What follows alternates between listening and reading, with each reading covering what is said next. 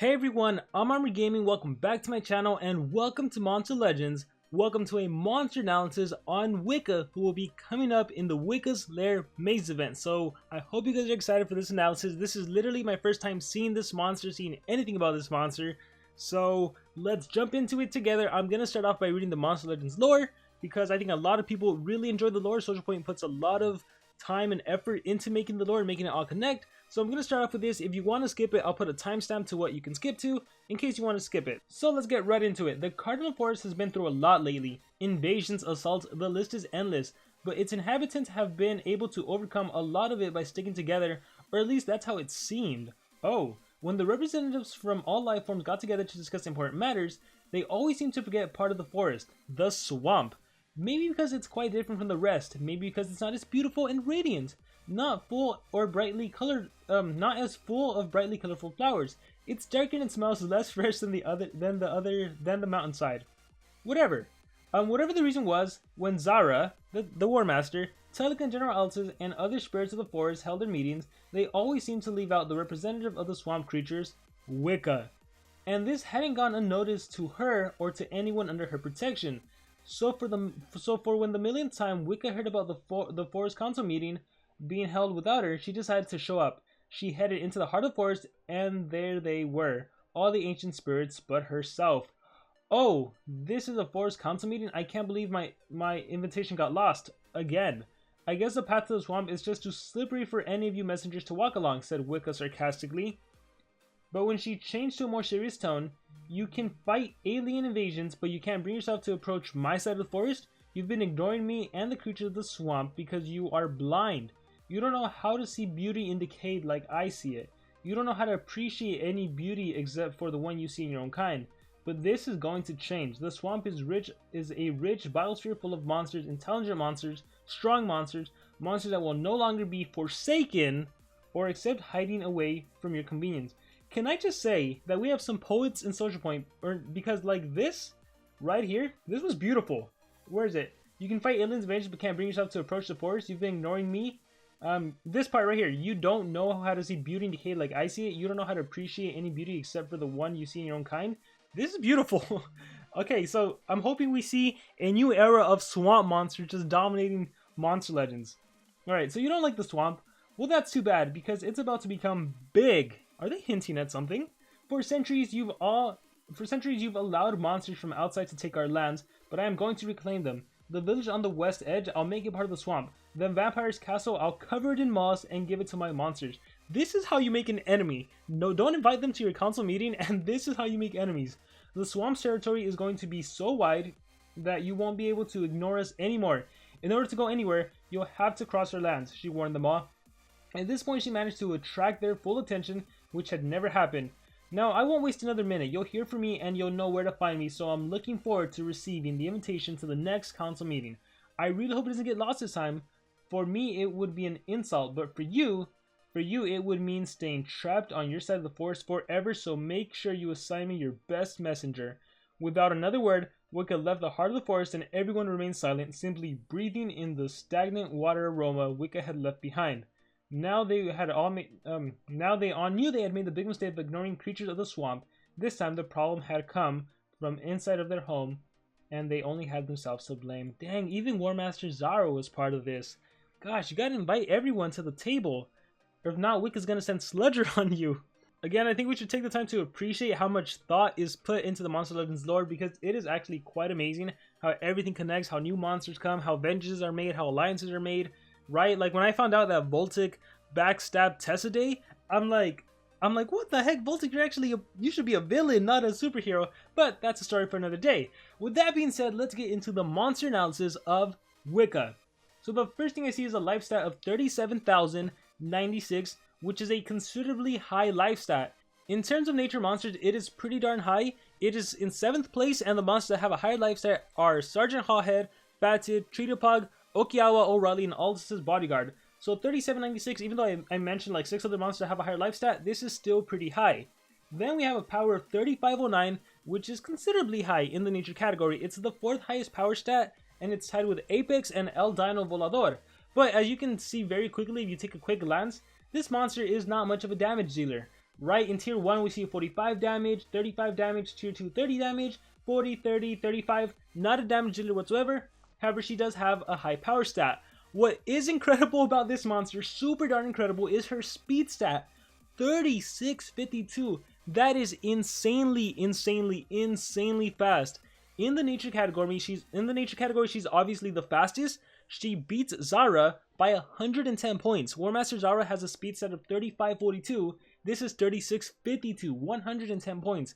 In terms of every single monster that's ever been released, this is officially the second fastest monster in the game. Mercurius still takes the #1 spot with a speed stat of 3663, so she's just barely slower. And I mean, Mercurius is not a denier. He's not, well, I guess you could run him with 3 speed and just have AoE blind, but yeah, like Mercurius, I'm sorry, does not even compare to Wicca in terms of what you can do. So I would consider this the fastest usable monster, especially because this is a new monster. We have evolving traits and we have so much more. So let's talk about those evolving traits. We have at rank 0 area dodge, which is one of the best traits you can have, and on top of that she gives your team area immune to poison, which is nice because, I mean, it's not too big of a deal, but it's nice because poison, if you were to get hit with poison, you would lose HP and your damage output would be reduced by 20%. So it's nice that you have some protection against poison, especially if you're facing another Wicca who will most likely have poison skills. It helps. Oh, there you go. Trait 1. Status caster area enemies poison. So, like many monsters we've been seeing that started the game off with Sunburn, with Quicksand, or what be it, this monster starts the game off with poison. So, this is obviously pretty good because already the enemy's damage output is reduced by 20% and they're losing some damage. And also, I predict that in the future there's going to be more relics that trigger when the enemy have certain DOTs. So maybe they'll be like, similar to like a Nishan sword, maybe a sword that triggers when the enemy is poisoned. So I think we're gonna start to see a lot of combos with the status caster DOTs against the enemy, and then relics that trigger if the enemy has a certain status caster, or I mean a certain torture effect. So this is cool to see. Rank 3 you get tough, and then at rank 5 you get true vision, which I mean is incredible, right? We've seen it with Charizard. You literally can't miss anything, so that's awesome. What I really like about this monster, I would say, is that honestly, rank 0, the fact that you start off with area dodge, I love that. I love that you don't need to get this monster to rank 3 for area dodge or to rank 5. Obviously, with True Vision, you become incredible, but I think the fact that this monster starts the game off with the area dodge will make it definitely usable as a rank 0 monster, depending on what the skills are. In terms of relics, this monster can hold a Trap Relic and a Staff Relic. Trap, you have access to Oblation Trap, you have access to Mantis Claw Trap, whatever trap you can utilize, but I think most players have an Oblation Trap that will reduce enemy stamina if you fall below 50%. And then with Staff, you can recover stamina for your whole team if you have Can of Atlantis, if you have the Energizer Staff, or an Oblation Staff. You can drain enemy stamina if you hit them with the AoE skill that deals damage. So you have a lot to utilize here. In terms of books, you are the villains, undead, and the female. Why is it that the monster that always gets like left behind becomes the villain? Like, the only reason Wicca is a villain is because she was so tired of being forgotten, right? Of being forsaken. She was so tired that her whole swamp was being ignored by the other forest monsters, by Warmaster Zara, by General Altus, by Talika. She was tired of that. So then she turned into a villain. Why? Yes, okay. Undead. She's also undead and she's a female monster. Alright, let's talk about skills. So, she is a Forsaken monster. She has a skills group 4. So let's see how good those are. So starting things off with tier 1, we have Taxes. Deals heavy special damage, applies blind. It's spammable. We have Ginkgo. Removes all negative effects from one ally. Spammable skill as well. No stamina cost. So even if you got hit with CDA, or you got your stamina drained, you'd be able to remove negative effects from a single ally. We have Belladonna, which deals moderate special damage to one enemy. Removes positive effects from one enemy. This is, again, a spammable skill that can remove positive effects from the enemy if they have evasion, skill mirror, whatever it may be. It's just a simple skill to remove. I don't see anything that stands out too much, so on to skills group 2. We have Hippomane, which deals moderate special damage, applies blind to all enemies. AoE blind on a 1-turn cooldown, okay. We have Stramonium, which removes all negative effects from one ally, life regen to that ally, and protect positive effects of that one ally. I think Stramonium is a skill that could definitely be used, not only with an ally that you need to remove negative effects, but even with a Megaton monster, it has really great synergy, because you can protect that monster's Megatons, especially when so many monsters in the game are currently removing positive effects before doing an effect. So being able to use this on a Megaton monster could be very useful. And then also because there's so many monsters that are starting the game off with a status caster Torture. For example, if you fight a Ugluk and he starts the game off with Quicksand against your Dunraw, with Stramonium you can get rid of the Quicksand, give it life regen to recover the life, and then the protect positive effect. So I like that skill, even if it's single target. It also has a one-turn cooldown. That's pretty cool. Next up we have a Contium, which disables trait on one enemy and applies poison to all enemies. Single trait disable and an AoE poison. So this skill, for example, if you were to target a Wormlad, you would be able to trait disable the Wormlad and then poison the Wormlad and his allies. So not bad for a one-turn cooldown skill on a 24 stamina cost. Single trait disable with an AoE poison. We have a Giratina, which deals moderate special damage to one enemy, applies total blind to one enemy, and applies blind to all enemies. So this is cool. Once again, in the example of you're facing a Wormlad, you're going to be able to single target total blind that enemy Wormlad and blind his allies because his dodge area will protect him from being blinded, but he can still total blind. So this is an answer to dodge area monsters, and you also blind everyone else. That's cool.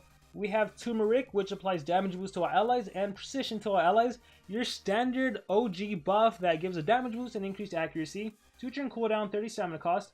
We have Rissiness, which deals moderate special damage to all enemies, applies positive status effects. Wait, removes positive effects from all enemies and disables traits on all enemies. Oh, nice! This is like your Ingenica, removes positive effects. Your favorite trait removes positive effects and trait disable. And the bad thing about this skill is that because it deals damage, it has a 90 accuracy. But I suppose if you give yourself an Oblation Trap, you'd also be able to remove stamina from all the enemy monsters. This is probably your best skill unranked, but it doesn't help you that much against Megaton monsters. It doesn't help you that much against dodge area monsters. So if I'm looking at this monster exclusively unranked with your dodge area, what do you have to work with? You have a... I think you'd be a team speed holder. Even though you're super fast, you'd be more of a team speed holder.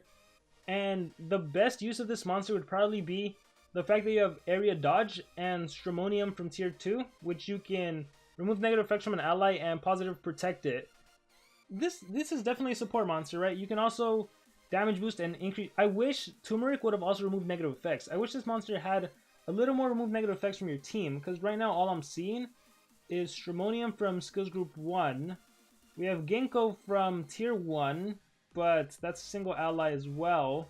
We have single trait disable, which again is a answer to Megaton monsters too, or taunt monsters, and dodge area. We have the single total blind. Yeah, this monster is really more of a team speed holder, I would say unranked. Let's see what tier 4 introduces, but keep in mind it might be kind of difficult to get tier 4 skills. Alright, we have Chamomile, which applies double damage to one ally, and True Vision to that ally. Ooh, very nice. And gives one extra turn to itself. So not to the ally, but to yourself. So this is actually pretty cool, because if you double damage, and then True Vision, you can do Stramonium to also give it life regen and protect that double damage, and protect that True Vision. So that's a nifty combo there. You could also potentially do Chamomile, and then trait disable in case you want to do an AoE with the monster you just buffed. You could also probably do Turmeric to damage boost, and I mean the precision doesn't matter because you have True Vision, but to damage boost, so even more damage. But yeah, you have some little synergy going on there. Next up we have Nerium Oleander, which applies Pierce to itself. Oh, removes positive effects from one enemy, disables trait on one enemy, removes Pierce from itself. Oh, so this is kind of like Dragar's skill, except Dragar would actually stun you. So it's a good skill, don't get me wrong, because you trait disable. Yeah, you pierce, you remove positive effects, and you trait disable. So let me think about this skill. I'm trying to see if it's an answer to Neobuki and Wildbird. So Neobuki has a trait where positive effects cannot be removed. And then Wildbird at rank 5 has the same trait. You can't remove positive effects. So if you partner up those monsters with Elvira, for example, they have evasion and their positive effect cannot be removed. So you can't remove evasion. However, with a skill like Nerium, you would apply Pierce, so that would mean you would ignore the evasion, you remove positive effects, so if you're ignoring evasion, I think the evasion would disappear? No, because their trait prevents you, but then you disable the trait, so then you would be able to... I think this would bypass Wildbird and Neobuki. Let me know in the comments below what you think about that. If you're Neobuki and your trait protects your positive effects, and then you have evasion, meaning you can't take any damage, you can't get hit with negative effects. But then you have Pierce, which bypasses evasion, and this skill would remove the evasion, removes positive effects, but then your trait prevents it. I gotta test it out. That's interesting. So this may be an answer, this may not be an answer. If it is an answer, great. If not, oh well. Moving on, we have Echinacea, which removes all negative effects from all allies. There we go. Applies torture immunities to all allies. Oh, nice. This is a very, very, very great support skill. This is a skill you could honestly kind of start off at the start of the battle if you needed to. Honestly, if you were to go second in the turn order, so if this is your what is it, 1, 2, 3, if this is your rank 3 skill, you would have Tough, the area poison, and then your rank 0 skill or trait, and then even if the enemy goes first and applies DOTs and denies your allies, you would be able to remove everything, and then torture immunity and control immunity. I like that skill. And lastly, we have Aberrus Precatorius, which deals moderate special damage to one enemy, removes positive effects from one enemy, removes positive status effects from all enemies, disables traits on all enemies. Alright, so let me see. Removes positive effects from one enemy. So if the enemy monster has evasion, evasion is gone. Then you remove positive... So this is a way to stop dodge area monsters. No, but see, this wouldn't even work, because you would not land trait disable on a Wormlad, for example. So if all the enemy monsters had evasion, including Wormlad, you'd be able to get rid of the evasion from Wormlad and his allies, but the trait disable would only land on the allies. So, not necessarily a counter to dodge area. Overall, I have to say, I'm not overly impressed with the monster. I think I was more impressed with Wildboard. Again, this is a support monster for sure.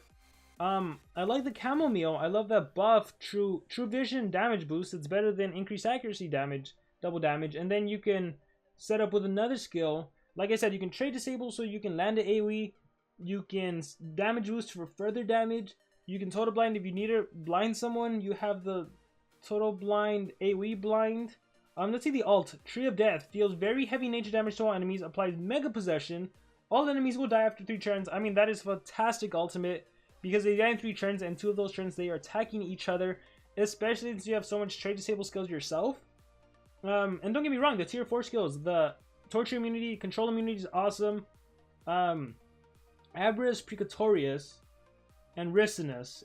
Essentially they're an AoE trait disable. So again, they're not really an answer to a dodge area monster. So I mean, I feel like Aberrus Precatorius is not that much of a step up from Ricinus. If you wanted to be a step up, if you wanted to make this a Forsaken tier 4 skills, I think the skill should read something like deals moderate special damage to one enemy, removes positive effects from one enemy, trait disable one enemy, then removes positive effects from all enemies, then trait disables all enemies. That would make it tier 4 Forsaken worthy, because then you would literally have an answer to Wormlads, to any dodge area monster, to other Wiccas. But as it stands right now, it's really just the same thing as Ricinus. So I'm not overly impressed with this monster. Not overly impressed. Maybe I'm wrong, so this is where you guys come in. Let me know in the comments below. What do you guys think about Wicca? Did I kind of underplay the monster, or is there something I'm missing? If so, let me know in the comments below, because I am super eager, super curious to hear about maybe some perspective I didn't quite notice. And with that being said, that is going to be it for this analysis. Let me know in the comments below what you thought about it, especially, once again, whether or not I underplayed this monster, or what are your thoughts on it, on Wicca. Thank you very much, and I will see you all next time.